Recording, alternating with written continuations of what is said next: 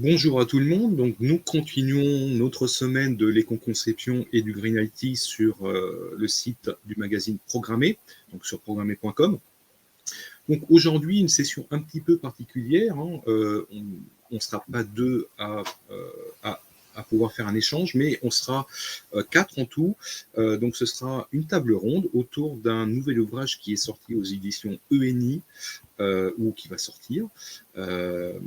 Et où les auteurs évoquent un petit peu le Green IT, l'éco-conception, les nouveaux usages et comment concrètement, effectivement, au niveau d'une entreprise et des équipes, on peut mettre en place un petit peu les bonnes pratiques et les bons réflexes. Bonjour à tout le monde. Bonjour. Bonjour. Bienvenue dans cette table ronde. Je vous propose de vous présenter en quelques mots déjà. On va commencer par Marjorie, si tu veux bien. Oui, bonjour à tous, Marjorie Guilliot. Je suis coach agile et éco-ambassadrice dans la société Zenica, c'est-à-dire que chez nous, l'éco-ambassadeur, éco-ambassadrice, c'est quelqu'un qui accompagne l'entreprise et les salariés et les clients dans leur transformation vers un numérique plus responsable. Ok, Sylvain.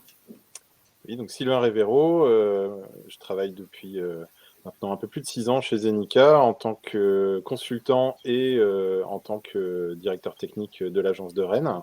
Mes sujets de consulting tournent historiquement autour des thématiques DevOps et des approches collaboratives. Et puis depuis 3 ans, j'ai cherché à mettre en corrélation mes convictions écologiques et ce que je faisais tous les jours au travail. Et ça m'a amené à développer une nouvelle compétence autour du Green IT. Très très bien. Et Raphaël, alors pour ceux qui connaissent Programmé, te connaissent déjà, parce que tu as signé un gros dossier autour de l'éco-conception il y a quelques numéros de cela. Je te laisse te représenter en quelques mots. Oui, je suis aussi de chez Zenica, je suis consultant, formateur et directeur technique de l'agence Paris. Je suis arrivé en 2020 et je m'intéresse au numérique responsable depuis 3-4 ans, plus en profondeur qu'avant. Et voilà, donc j'ai les mêmes préoccupations que mes deux collègues qui sont déjà présents. Très bien. Alors, le point de départ un petit peu de cette table ronde, c'est la sortie d'un ouvrage dédié au Green IT, dédié à l'éco-conception, édité par les éditions ENI. Alors, quelle était un petit peu, la genèse, en tout cas, quels sont les objectifs de cet ouvrage? Alors, la genèse de cet ouvrage, c'est un appel à auteurs qui a été émis par l'ENI, qui cherchait des gens prêts à venir parler de ce sujet du numérique responsable. Appel à auteurs auquel on a répondu. C'est d'abord moi qui ai pris contact avec l'ENI pour voir quelle était la démarche. Aucun de nous trois avait jusqu'à présent d'expérience d'auteur, donc on se faire aussi expliquer ce que c'était qu'un travail d'auteur. Et puis là, j'ai proposé aux petits camarades côté Zenica de venir aider et participer à cet ouvrage de manière collaborative, et Raphaël et Marjorie ont levé la main. Alors, effectivement, Marjorie, tu nous parlais un petit peu juste avant qu'on lance cet enregistrement des différents thèmes qui sont abordés à l'intérieur. Donc, ce sont quand même des thèmes qui sont assez larges, aussi bien au niveau des équipes, au niveau des bonnes pratiques, du matériel, de l'éco-conception. Donc là, on est plus côté de l'UX et du développeur. En fait, c'est-à-dire qu'aujourd'hui, pour prendre conscience du Green IT, il faut vraiment avoir une vision très large de la chose pour vraiment essayer de faire bouger un petit peu les choses. Oui, en fait, ce qu'on souhaitait faire avec Sylvain et Raphaël, c'était de donner l'ensemble des cartes, de fournir une vision d'ensemble, une vision 360 de toutes les actions qu'on peut réaliser en entreprise. Donc, il y a beaucoup d'ouvrages qui existent, qui sont orientés grand public, qui sont nécessaires parce que cela, pour nous, je pense qu'en tant que formateur aussi beaucoup, dans notre travail quotidien, c'est important de comprendre pourquoi on fait. Donc, tous ces ouvrages, toutes ces livres, même BD, dernièrement de Jean Covici par exemple, permettent d'avoir une vision d'ensemble de pourquoi on agit, mais les cartes des actionnables qui sont à destination des personnes en entreprise ne sont pas forcément regroupées au même endroit ou ne sont pas forcément simples à avoir. Et vraiment, c'était l'objectif du livre, c'était d'avoir une vision complète si on fait partie d'une entreprise qui est un système d'information. Donc, toutes les entreprises maintenant, de savoir quelles sont l'ensemble des actions qu'on peut gérer, l'ensemble des points sur lesquels on peut regarder où est-ce qu'on en est qu'on suit les bonnes pratiques. Et donc, voilà, c'est pour ça que, comme tu disais, François, on essaye d'aborder tous les sujets, de la gestion du parc informatique qui touche l'ensemble des sociétés. À partir du moment où on a un ordinateur, on peut quand même se poser les bonnes questions, jusqu'à la conception et l'hébergement des systèmes numériques. Donc là, on est un peu plus des services numériques, on est un peu plus orienté vers les ESN ou n'importe quelle entreprise qui produit un logiciel.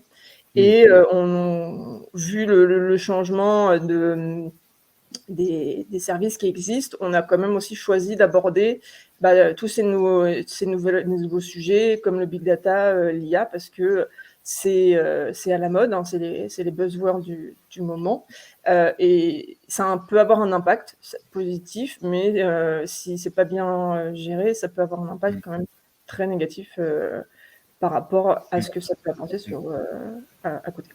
D'accord. Alors, je vais rentrer un petit peu dans le sujet, dans le vif. Effectivement, tu parlais de l'IA, du machine learning, voire du deep learning. On sait très bien que ce sont quand même des gros consommateurs de ressources aujourd'hui, que ce soit de l'on-premise ou que ce soit des services cloud. Aujourd'hui, quelle serait pour vous, donc ça c'est vraiment une question ouverte pour tout le monde, quelques bonnes pratiques que l'on peut mettre en place, en tout cas, pour éviter de gaspiller inutilement des ressources qu'on provisionne? Une bonne question.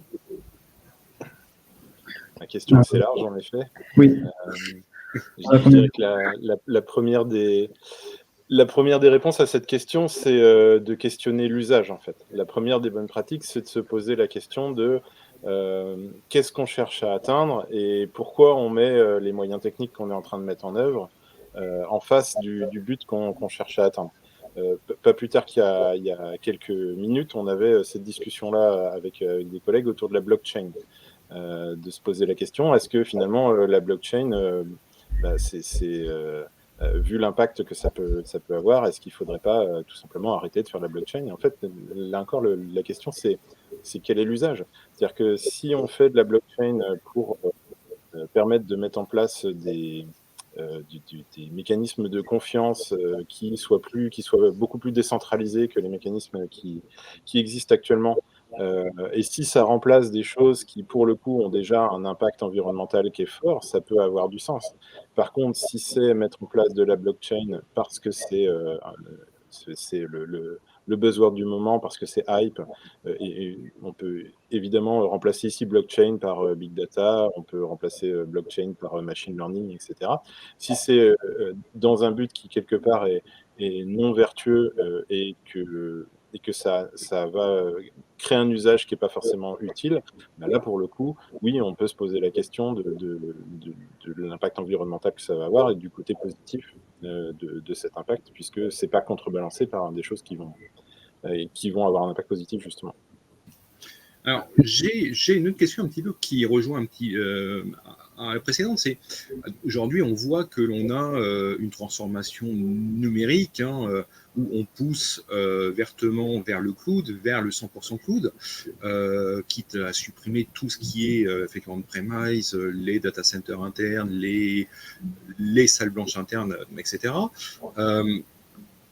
Est-ce que c'est un non-sens? Est-ce que c'est une logique uniquement technique? Ou est-ce qu'il y a aussi une bonne pratique de Green IT ou d'éco-conception au niveau architecture, au niveau usage, que l'on peut voir dans ce type de transformation?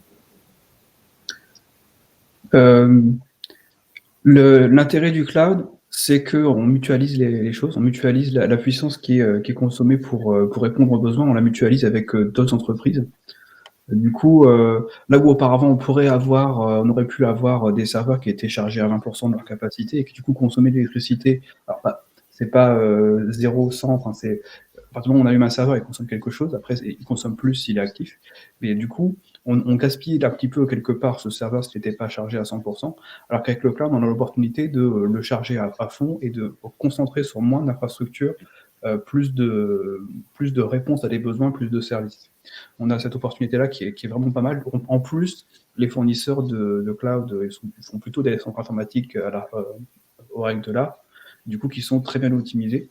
On pourrait parler de PU, on pourrait parler de différentes choses, de différentes techniques pour optimiser la consommation de ressources des centres informatiques. Donc, l'intérêt au niveau impact environnemental du cloud, c'est celui-là, c'est d'arriver à diminuer l'impact environnemental par service grâce à la mutualisation et aussi grâce à l'élasticité, parce que si on provisionne pour le pic de charge, du coup, on perd une grande partie de l'intérêt de cette mutualisation, du coup, on réserve des ressources qu'on n'utilise pas. Donc, il faut aussi de l'élasticité pour coller au plus juste aux ressources qu'on veut consommer pour diminuer l'impact environnemental derrière. Par contre, il y a un danger du cloud, c'est l'effet rebond. C'est comme tout est plus facile, plus rapide à réserver, à consommer, etc.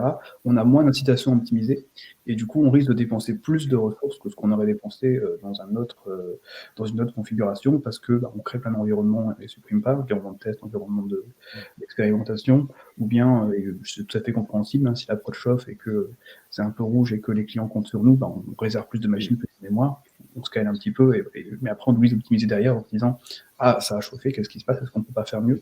Parce qu'on n'a plus de limites palpables qui nous incitent à optimiser.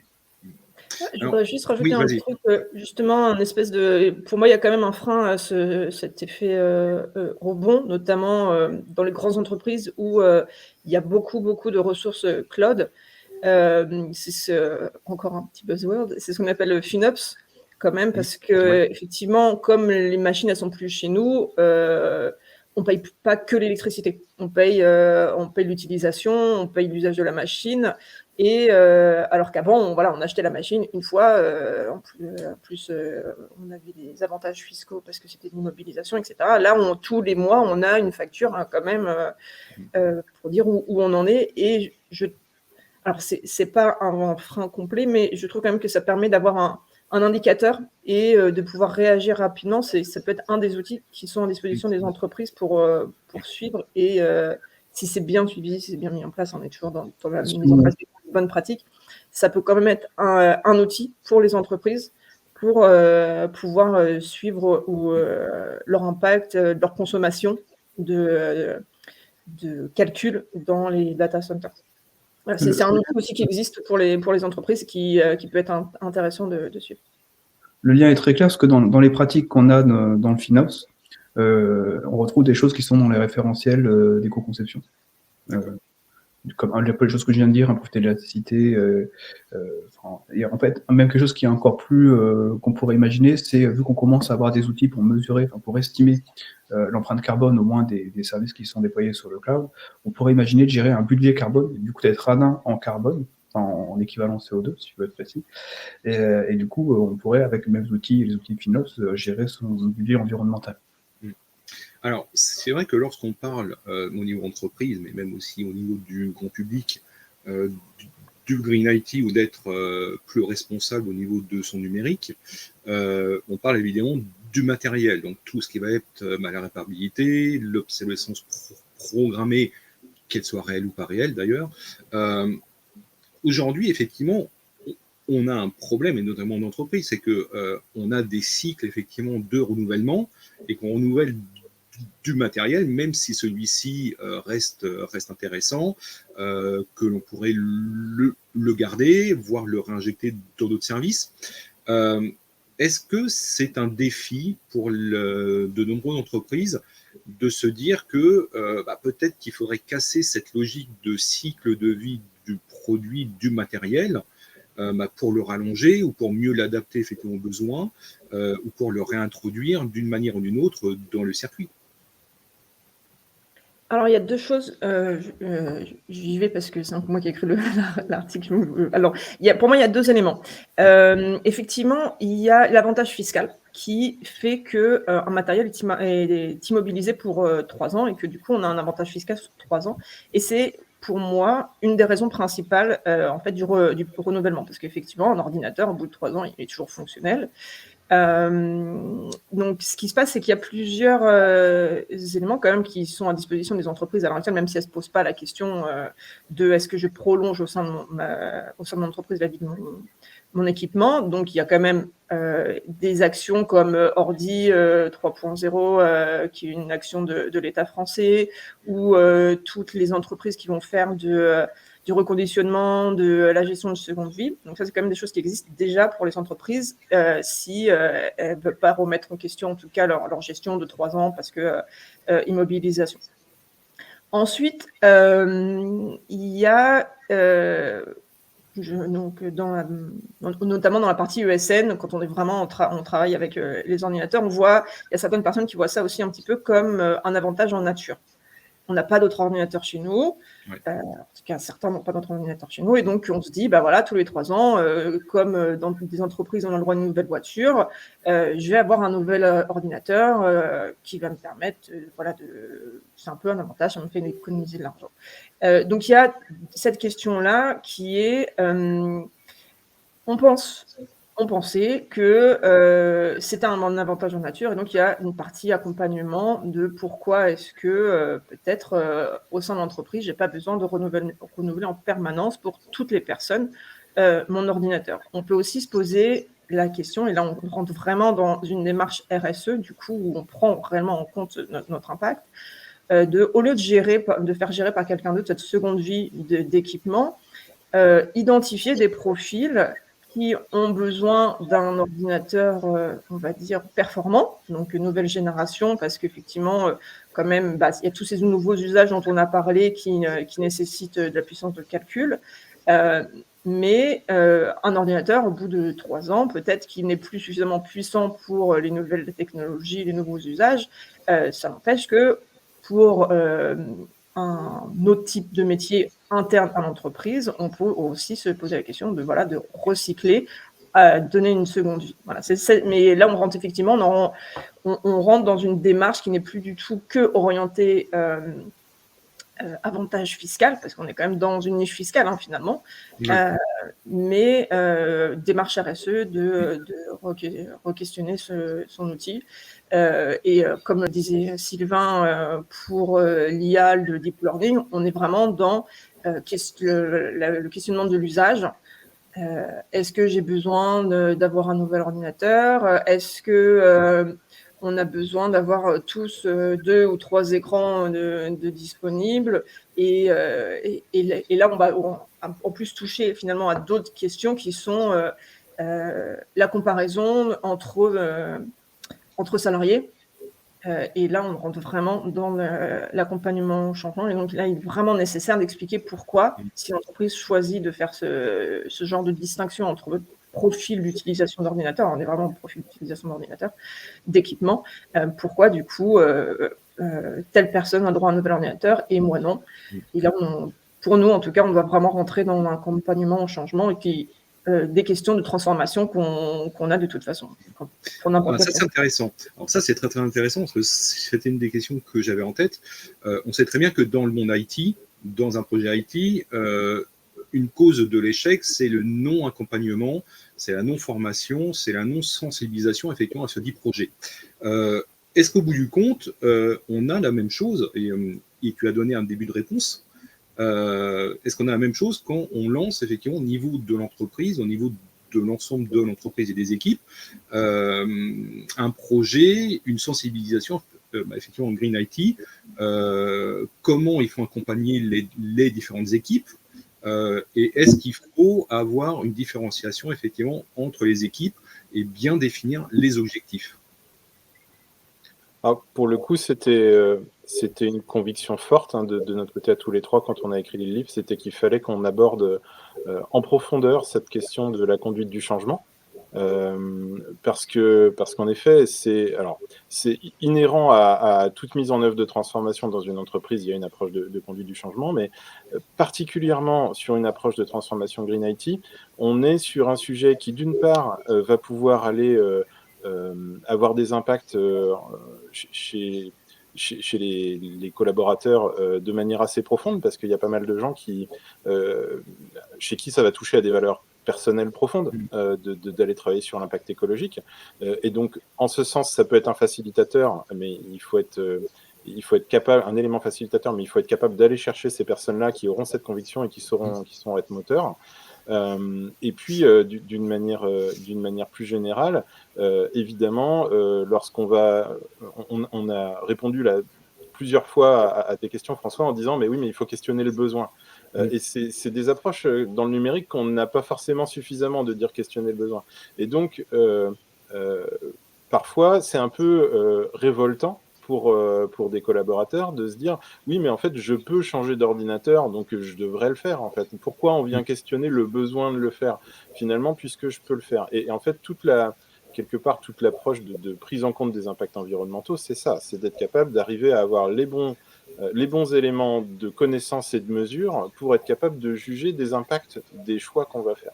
Et donc, en ça, évidemment, la sensibilisation des différents collaborateurs, elle est essentielle. Parce que si on leur explique pas en quoi c'est impactant de renouveler leur mobile, de renouveler leur PC portable, ou de leur fournir un nouveau mobile quand ils arrivent dans l'entreprise, alors qu'on peut juste les inciter à prendre un mobile double SIM et juste avoir un seul terminal, etc. Si on ne fait pas tout cet accompagnement-là, en fait, c'est très compliqué pour les gens de comprendre pourquoi on leur fait changer leurs habitudes. Donc évidemment, la réponse à ta question, c'est oui, on est dans une démarche de mise en œuvre d'une transformation, et comme toute transformation, l'accompagnement au changement et la sensibilisation, elles sont très très importantes. D'accord. Un autre commentaire, soit de Marjorie ou de Raphaël, sur ce point-là? Non?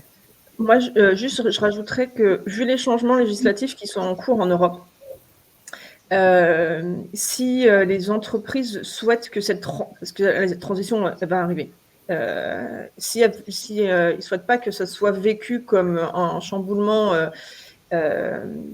vraiment imposé, au sens premier du terme, par l'extérieur, c'est intéressant de commencer dès maintenant à sensibiliser pour que les actions soient prises en compte le plus rapidement possible, qu'elles aillent au-devant des changements législatifs qui vont arriver, qui sont déjà écrits on se laisse la possibilité actuellement, notamment dans la loi Rennes. Donc la loi Rennes, c'est la loi liée aux questions écologiques du numérique.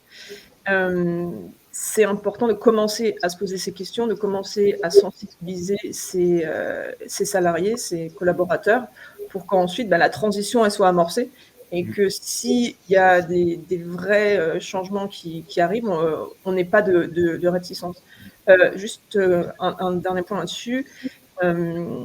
La semaine dernière, il y a le responsable du fonds de retraite de la Norvège, donc qui est un des plus gros fonds nationaux qui existent, avec plus de 1500 milliards de fonds, a mis en évidence le fait que maintenant, il a été appuyé par Bloomberg, donc c'est pas des gens qui sont forcément connus non plus pour leurs questions durables, numériques, éthiques ou forcément, que très rapidement, même les assurances, les banques ont commencé à questionner les décisions qui ne sont pas responsables, parce que ça va avoir un impact sur leur durée aussi d'investissement, sur le fait que ils pourront peut-être ne plus avoir d'argent et qu'ils vont perdre. Donc c'est leur objectif, c'est des fonds d'investissement, leur objectif c'est de faire de l'argent. Et les entreprises qui ne prendront pas en compte ces questions RSE peuvent rapidement arriver à des blocages vis-à-vis des banques, des assurances. Donc c'est pour ça que c'est aussi important d'être au devant de ces questions qui peuvent être très impactantes pour la survie de l'entreprise. Oui. Alors, si je suis un petit peu à l'avocat du diable, et si moi je me mets à la place d'une entreprise, mon premier réflexe, ce serait aussi de me dire attendez, on m'impose des choses, on va m'imposer des choses, alors que c'est l'entreprise et que c'est pas aux autres, et c'est pas un fonds d'investissement de me dire quoi faire au bout du compte.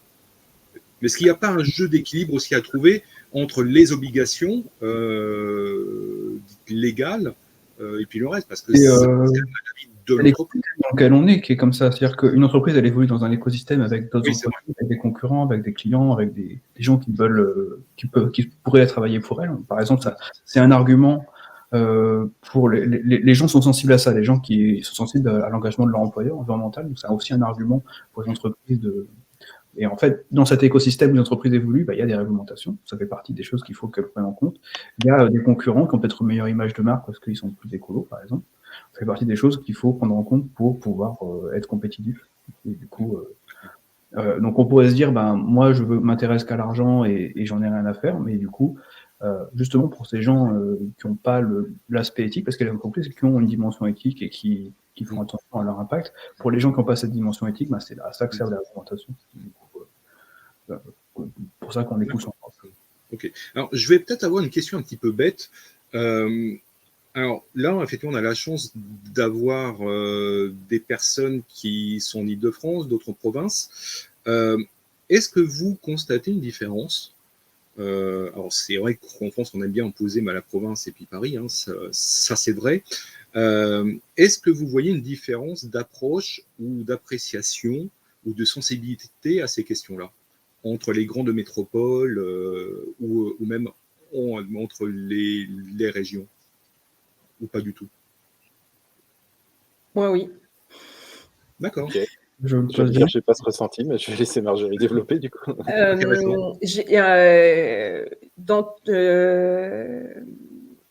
J'ai l'impression qu'il y a en fait dans les régions où justement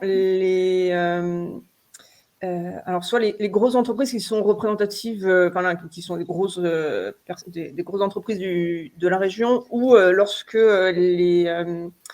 les organisations, les organismes étatiques ont fait des démarches où ont commencé cette transition. En fait, comme c'est une boule de neige, hein, ça fait boule de neige quand il y a des gens qui emploient beaucoup de personnes ou qui communiquent beaucoup, amènent, parce que partagent leur démarche vers du numérique responsable.